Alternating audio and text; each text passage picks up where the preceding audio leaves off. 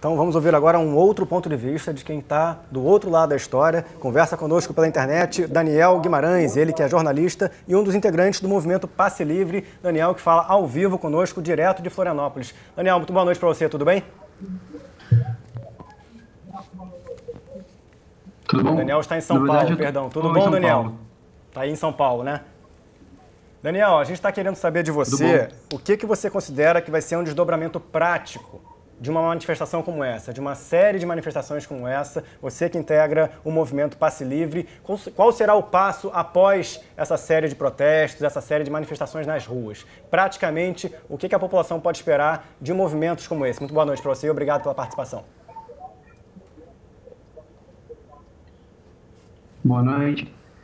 Olha, acho que a primeira coisa é a gente conquistar a questão das tarifas, né? Essa é a nossa primeira pauta que ainda não foi conquistada. Apesar de a gente já ter algumas informações, o próprio governo federal acabou de lançar uma nota dizendo que é possível se reduzir a tarifa não só em São Paulo, mas no Brasil inteiro. E a gente tem uma expectativa amanhã, o movimento Passe Livre tem uma atividade com o prefeito Haddad, mas a gente já sabe que ele pode estar em Brasília amanhã, para uma conversa com outros prefeitos, e há uma expectativa de uma vitória nesse sentido amanhã.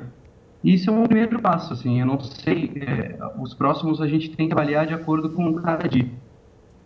Por que você se envolveu com esse tipo de manifestação, Daniel? Quais são os interesses, quais são os valores que você traz para poder participar, obviamente, de um movimento como esse, que traz aí a questão do transporte público, mas as pessoas no Brasil estão percebendo que existem muitas mais as questões envolvidas nesse contexto, né? Indignação sobre gasto com investimentos em Copa do Mundo, sobre corrupção com os políticos. O que levou um jovem como você a tomar a atitude de fazer uma mobilização como essa?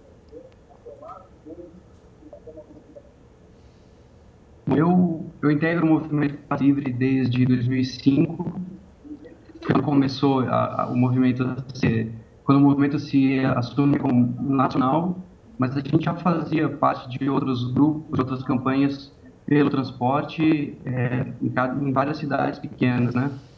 Como eu, no meu caso, em Florianópolis.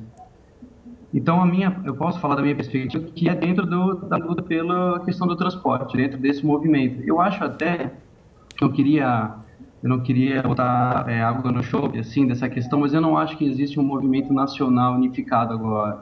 Eu acho que existem vários grupos, vários movimentos em cidades diferentes, defendendo questões que são caras para cada um deles. Assim, o nosso movimento, ele trata exclusivamente nesse momento da questão do transporte coletivo, especificamente da redução da tarifa, apesar de o movimento ter uma pauta maior, que é o transporte público de verdade através da tarifa zero.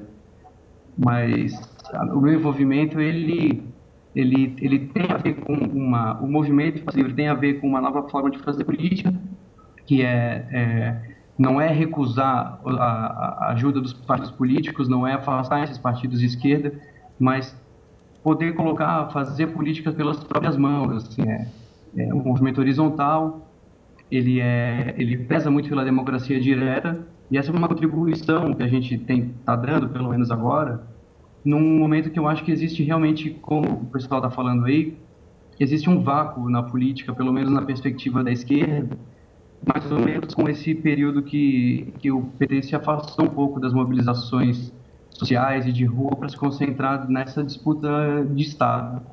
Daniel, e essa é justamente a pergunta da Luísa Paradiso, que faz aqui para o Ricardo e para o Carlos. Qual é a interpretação sobre movimentos fragmentados e apartidários? Que interpretação vocês podem ter para a eficácia dessas questões e da batalha por melhoria de qualidade de serviços em cidades, sem ter, de fato, ali uma liderança nacional, como muito falou o Daniel, Carlos? Olha, eu acho que essa própria conquista da suspensão, né, da majoração da tarifa já é uma evidência de um sucesso prático de movimentos de ação direta nas ruas, sem a participação de partidos políticos, né? Acho que já é uma conquista prática, né, ilustrando isso, né? Enfim, fragmentados talvez do ponto de vista nacional, não é? Mas com participação muito significativa, milhares, dezenas de milhares de pessoas, né? Então, um movimento forte que prescindiu de partidos políticos, aliás, recusou a participação formal de partidos políticos, né? Como eu estava dizendo antes, isso vem ilustrar também a tremenda degradação do processo político institucional no Brasil, não é? Nós estávamos até conversando antes do programa, né? Enfim, invasão do Congresso Nacional em Brasília, né, ocupação e tal, quer dizer, que são símbolos, sim, do Estado Democrático de Direito, né, da democracia representativa, mas vem sendo símbolos também desse processo a que eu estou me referindo como degradação institucional, né? Quer dizer, já a corrupção dos políticos já é parte de um anedotário, né, seria cômica, né, não fora trágica, né, quer dizer, então isso aí não revela, não é, esse desencanto profundo, né, de setores muito grandes da população com a política institucional. Então, a ação direta nas ruas é uma alternativa e pode ser sim, e esse exemplo de hoje, né, pode ser uma alternativa eficaz, né, para conquistas, né. É claro que essas conquistas terão, né, de ser referendadas em leis, né, estaduais ou municipais ou federais, né, afinal vivemos, né, numa democracia representativa limitada, mas enfim, existem leis e tal, não é? É claro, né? Então, mas a pressão direta da população nas ruas pode sim ser muito eficaz. Hoje, né? Isso é um exemplo claro, né? Essa semana é o passe livre, né? O que vem depois, Ricardo? Você comentou no início do programa o fato do Estado brasileiro não ter conseguido avançar na qualidade dos seus serviços públicos na mesma velocidade que conseguiu colocar pessoas com mais acesso à renda. O que vem depois de uma manifestação como essa pelo transporte público? O Carlos acabou de citar aqui que é uma questão que ganhou força, legitimou a ação refratária de políticos que já diminuíram o preço da tarifa de ônibus em algumas cidades. E daqui a 2 meses, daqui a 3 meses, o que pode acontecer? Vamos lá. Eu acho que tem essa manifestação de rua, vibrante, pacífica, que certamente tem agora uma repercussão nacional e internacional, ela veio para ficar. Ou seja, ela vai, num certo sentido, numa direção de movimentos como o Movimento dos Trabalhadores Sem Terra, o Movimento Negro, o Movimento LGBT. Ou seja, esses movimentos ganham, ao ganharem visibilidade, eles passam a ter as suas bandeiras, ou seja, eles passam a influenciar a definição da agenda pública. Essa é uma questão importante, portanto, acho que movimentos sociais urbanos, esse específico ou outros, vão ter espaço na cena política daqui para frente. Acho, como eu disse anteriormente, que a rigor há um recado para os partidos políticos e para o sistema político representativo. Há sempre limites que a gente não sabe precisar muito e que não devem ser ultrapassados. No meu modo de ver, o grupo que diz sou antipolítico, sou antipartido político e sou antidemocracia representativa ainda é minoritário. O desencanto não se transformou ainda numa ruptura ou num afastamento definitivo com o sistema democrático representativo. Portanto, é fundamental, espero, que os partidos que hoje governam o país percebam o recado das ruas. Eles precisam combater a corrupção, precisam da eficiência ao gasto e precisam estabelecer prioridades efetivas que repercutam na vida das pessoas. Transporte, saúde, educação repercute porque as pessoas precisam disso no seu dia a dia ou muito recorrentemente. Terceiro, eu acho que há realmente um processo hoje no Brasil de renovação do sistema partidário. Claramente aqui no Rio de Janeiro, a gente tem presenciado, espero que isso mude, que o PT está abrindo espaço para outros partidos, como o próprio PSOL, como aconteceu na eleição do ano passado. Então, eu acho que há um processo de redefinição do sistema partidário. Algumas legendas ou algumas forças políticas adotaram um certo pragmatismo, adotaram certas práticas tão burocratizadas que a rigor não encanta mais os jovens. E eu diria que alguns não têm mais jeito. Alguns provavelmente não terão mais jeito, vão ser substituídos. Os que eu acho que ainda tem jeito, que eu acho que o Partido dos Trabalhadores tem jeito, e outros partidos, o PT eu estou citando aqui porque certamente ocupa o governo federal e foi uma referência principal a partir dos anos 80, é preciso verificar que nesse momento há um recado claro.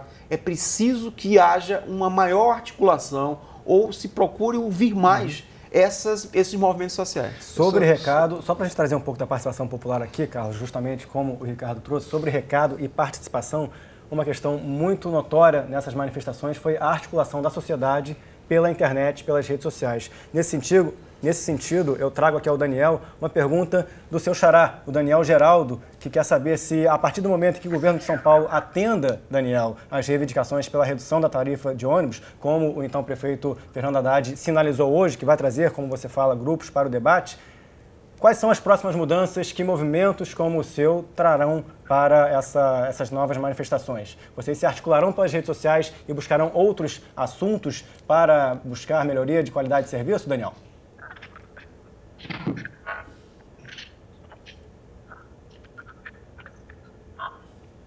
Bom, a pauta do Movimento Passe Livre dessa jornada, que é a pauta que a gente começou há um pouco mais de uma semana, é a redução dos 20 centavos no preço das tarifas. Foi a reivindicação que a gente conseguiu articular forças com outras organizações, inclusive alguns partidos. Então, a questão do MPL nessa situação são os 20 centavos. Vai continuar aí, então, com o transporte público, né?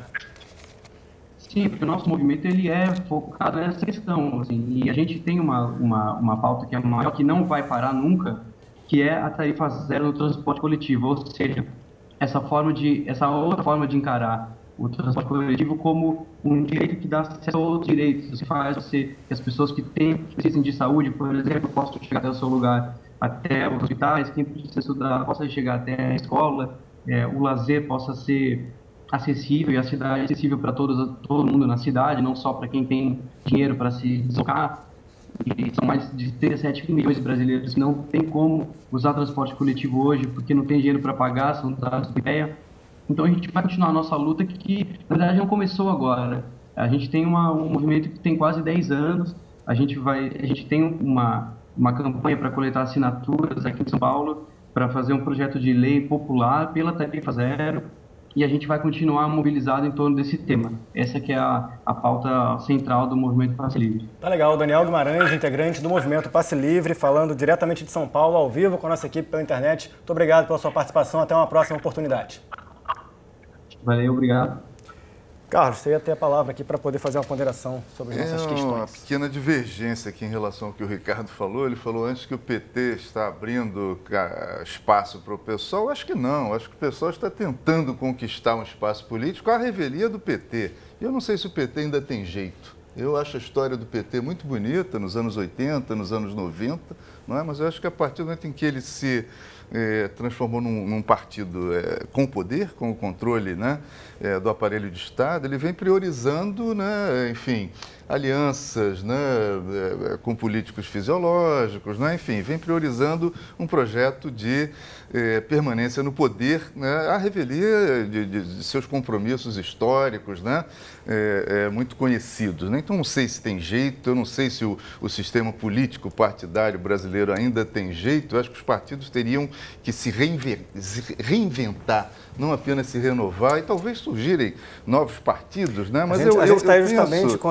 só para te Sim, interromper, a gente está justamente com a Marina Silva buscando assinaturas para a criação de um novo partido, né? a Rede, mas olha, que está sendo já ofuscada por outras frentes, né? Uma questão delicada, novos partidos também. Mas, Brito, só lembrando também, você falou o que vem depois, não sabemos o que vem depois, mas eu quero lembrar também que essa questão da participação da população, de setores da população naturalmente nas ruas, não é um processo nos últimos anos especificamente brasileiro, não é? Quero lembrar da Primavera Árabe, não é? 2011, não é? Quer dizer, e naquele contexto, inclusive, algumas ditaduras foram derrubadas, né? O que, no primeiro momento, surpreendeu, né? O Mubarak, né? A Tunísia, né? O tunisiano que se autoimolou em protesto também, numa indignação. Os carros queimados na França, né? Na época da ascensão do Sarkozy. Isso um pouco antes, né? Inclusive, não é? Na banlieue, né? Na periferia francesa, parisiense também, né? Você vê influência nisso tudo, nas ações daqui? Eu acho que há ligações, não diretas, não é? Quer dizer, mas as redes sociais são internacionais, não é? Quer dizer, você tem hoje, e não só hoje, mas há muito tempo, você tem acesso ao que acontece no mundo todo até porque são contextos diferentes, né? Sim, são contextos diferentes, mas tem semelhança também. Mas a questão da ocupação e dos indignados, né? Da indignação, né? Enfim, né? Da não resignação. Eu queria só voltar nessa questão da fragmentação e dar os parabéns aí pela intervenção do Daniel. Ou seja, o movimento é bem sucedido por 3 aspectos principais. Ao evitar que algum partido abraçasse, tutelasse, ele teve uma sabedoria de fazer com que o movimento, portanto, pudesse priorizar a questão que é do transporte público, ou seja, uma questão que tem repercussão em toda a sociedade, principalmente dos estudantes. Ou seja, ele não partidarizou a questão. A questão não era tentar atacar o Haddad ou atacar qualquer prefeito porque ele pertencia a um certo partido. A questão é questionar o aumento da passagem. Outra coisa, é verdade que você tem uma fragmentação, principalmente nos últimos dias. Ou seja, o movimento é aberto para que outras pessoas pudessem engrossar a manifestação portando seu cartaz, portando lá sua reivindicação. É evidente que ele nunca se perdeu, ou seja, agora mesmo a intervenção dele, assim, a nossa questão é a suspensão do aumento de 20 centavos. Ou seja, é evidente que tem uma pauta depois, que ele sabe muito bem, que leva mais tempo negociando. Do outro, né? Mas havia sempre esse eixo. A questão central era a coisa, não se perdeu. Porque se o movimento tivesse começado a querer abraçar outras bandeiras, ele teria se perdido e talvez tivesse rachado. E até se enfraquecido. E se enfraquecido. E terceiro, eu acho que esse manifesto, esse movimento social, ele aponta para um certo caminho. É preciso tentar sempre buscar estabelecer uma manifestação pacífica, vibrante, que entusiasme, mas que priorize a negociação, o diálogo com os poderes públicos. Tá até aí na tela, porque Ricardo. Este é o caminho da solução negociada. Vou até mostrar para vocês um pouco, tá aí no site do G1, g1.com, algumas manifestações que, a reboque das que aconteceram no Brasil, acontecem também no mundo inteiro. Pessoas em Portugal indo às ruas pelas causas aqui levantadas no Brasil, as pessoas levando também seus cartazes em Buenos Aires, aí foto de Lisboa, temos também algumas fotos acontecendo no Canadá, aí em Toronto, população brasileira que mora fora do país, trazendo também a sua marca, a sua manifestação, o seu protesto na Turquia. Então aí deixar o nosso registro de que além das 12 capitais brasileiras e também em outras cidades do país, muitos brasileiros que moram no exterior também demonstraram aí a sua indignação com tudo que acontece nesse momento no país. Carlos, suas considerações finais, porque o nosso tempo está chegando ao fim. Já? Não, eu quero fazer uma consideração. Eu concordo com o Ricardo quando diz que o movimento não perdeu o foco em relação à questão específica do preço do transporte urbano. Mas eu penso que questionar o aumento do preço do transporte urbano significa questionar um projeto de cidade, um modelo de cidade, um projeto de país, um modelo de país e um modelo de sociedade mesmo, um projeto de sociedade. Quer dizer, uma questão pontual específica não está desvinculada de todo um processo, um projeto e modelos mais amplos. Isso tudo está sendo questionado, não é? Eu me lembro de uma análise de uma autora a respeito das greves do ABC, no São Paulo, final dos anos 70, e ela comentava que quando o operário questionava o tempo limitado que ele tinha para ir ao banheiro, 10 minutos, e ele estava questionando a essência do capitalismo. Ele estava questionando como o capitalismo funciona, um sistema que fiscaliza o tempo que o trabalhador dispõe para ir ao banheiro. 10 minutos. Então, uma questão específica, na verdade, me parece que remete a um questionamento geral do país, da cidade, desses modelos vigentes que não atendem a necessidades básicas de setores significativos, talvez majoritários da população. Carlos, não sei se você concorda, mas aí que está a diferença entre movimento social e partido político. O movimento social, a identidade dele é uma questão específica, seja o negro, o LGBT ou a questão do transporte público. Cabe ao partido ter a capacidade de ver o todo. Ou seja, para se tentar chegar à redução de 20 centavos, eu acho que é factível. Tentar reduzir a tarifa é factível. Mas para chegar à tarifa zero, ele vai ter que negociar com outros grupos que querem mais educação, querem mais saneamento básico, querem mais moradia popular. Ou seja, o partido ainda tem um papel de ver todas as reivindicações, o conjunto delas, e tentar mediar esses conflitos. Até porque não há almoço de graça, a conta tem que sair de algum lugar e alguém tem que pagar esses recursos. Ricardo Jamael, Carlos Ador, queria agradecer profundamente a participação de vocês no debate de hoje. Os 40 minutos deste programa passam rápidos, mas a gente espera aqui não ter concluído todas essas questões e que o público de casa possa buscar mais informações na página do Canal Futura no Facebook, no site do Canal Futura existem reportagens, mais informações para que você possa, sim, formar a sua opinião a respeito de um tema tão importante como é esse, a manifestação popular pelo Estado Democrático de Direito e com serviços públicos de qualidade. Eu lembro que o Sala Debate reprisa às 11h 13 horas do domingo e a partir do fim de semana ele permanece para a eternidade no site do Canal Futura e nas redes sociais. Até a próxima. Tchau, tchau.